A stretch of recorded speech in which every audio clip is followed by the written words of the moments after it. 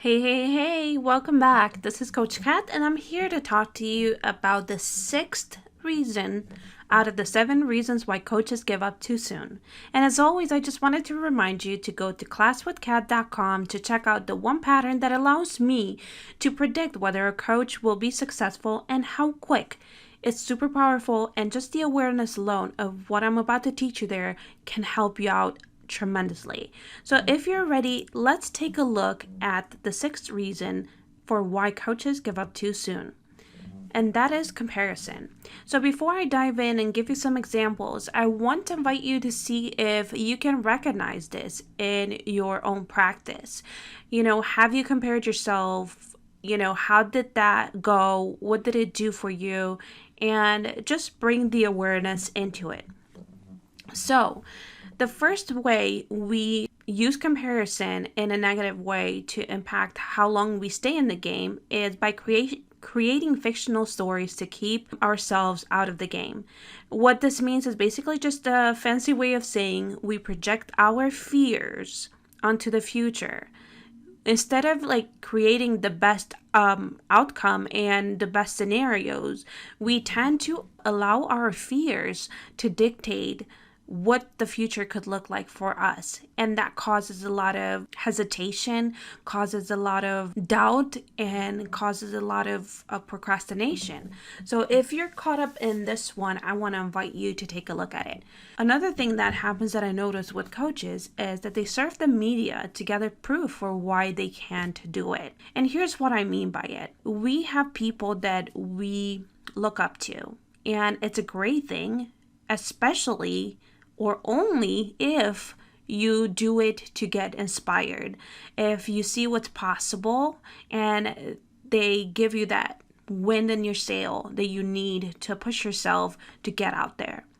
But if you use it to justify why you're not taking action and you're using it to put yourself down, then it's definitely not a good thing. So I want you to be aware of that.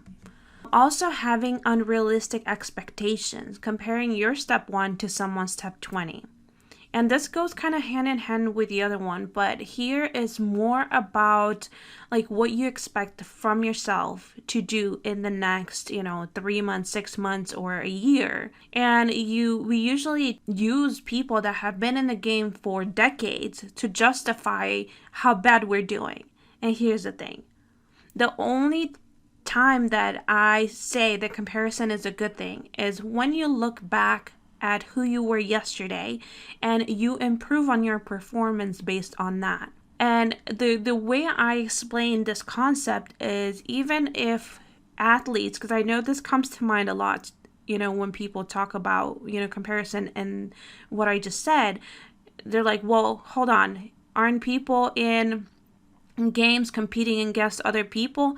Yes, they are competing against other people, but those people will not make you play better if you are not noticing what needs improvement in you. And nobody can do the work for you. Nobody can, figure out for you what you can do better. Only you can. That unrealistic expectations, meaning that you expect to do right now what other people have accomplished in 20 years or 30 years, is not a great thing to do, especially if you want to continue to be in this game for a long time. Also, comparing apples and pears, meaning that you compare your story to someone else's. And there's a couple of things that I want to throw in here to bring your attention to. First and foremost, I noticed that there are some individuals that say, well, my story is not as important because I haven't gone through the hardship that other people have gone through. And I want to invite you to look at the fact that some of the hardest struggles were not so much physical, but mental. And the reason I say that, and I'm not, diminishing anything, any struggle, it's hard, but I want to bring up the fact that a lot of people, while you look from the outside, and you think that everything is perfect, but in their mind, they're fighting a battle that no one knows about. And that can be very lonely. And there have been tragedies, people losing or taking their own lives because of that apparent reason. So I want you to understand that your experiences, while they may be frowned upon, or while you're minimizing them, is your story. And if you have the chance to impact just one life with what you've gone through and the way you're solving it and the way you're looking at life, I say that it's very valuable because it can literally save someone else's life. So don't discount the things that you've been through, and definitely do not compare your journey to someone else's. It doesn't make sense to do it, but we do it all the time, unfortunately. Also, using comparison to stay safe, meaning that you use it as an excuse to keep you stuck in the bubble you're in right now. I notice this a lot because it's easier to justify the known than it is to step into the unknown. When we step out as leaders, when we step up as coaches, we need to continuously grow. And that may not be easy. Well, it isn't easy for any of us.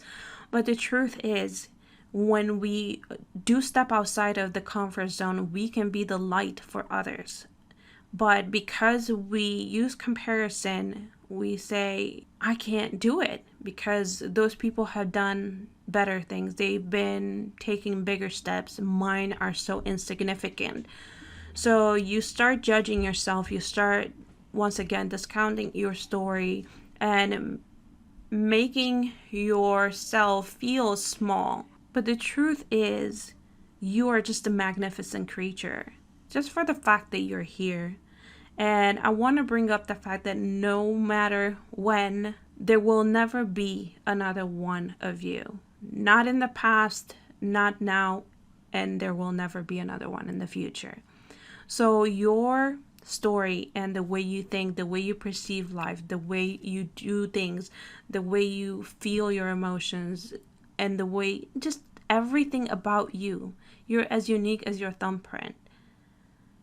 And you deserve to be out there, but don't allow these fears that, come up as comparison or feeling inadequate or like feeling inferior to keep you from moving forward, from stepping outside of the known.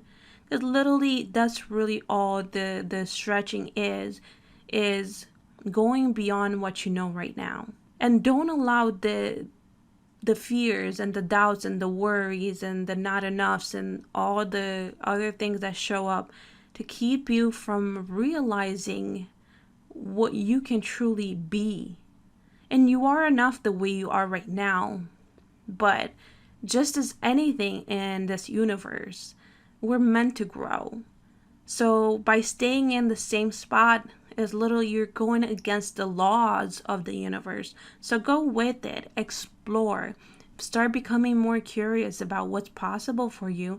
And instead of comparing yourself to others, be a greatness that gets explored every single day. So I hope this helped you and that opened up your eyes to a few ideas of how this impacts coaches from moving forward and staying in the game. And let me know what has made this most sense to you, what has resonated with you the most out of everything that I've talked about today. And as always, I just want to remind you again, if you haven't already, to check out classwithkat.com and see the one pattern that can totally shift your career and look at the way you look at procrastination and a lot of other things. So give that a try. And tomorrow, be prepared for the number 7 reason. And that's going to be really fun. I'm excited for it, and I hope that you've enjoyed this so far. And if you think that someone else may need to hear this, please go ahead and share, give it a thumbs up, and Let's make an impact into the lives of the people that really need it. I'll see you soon.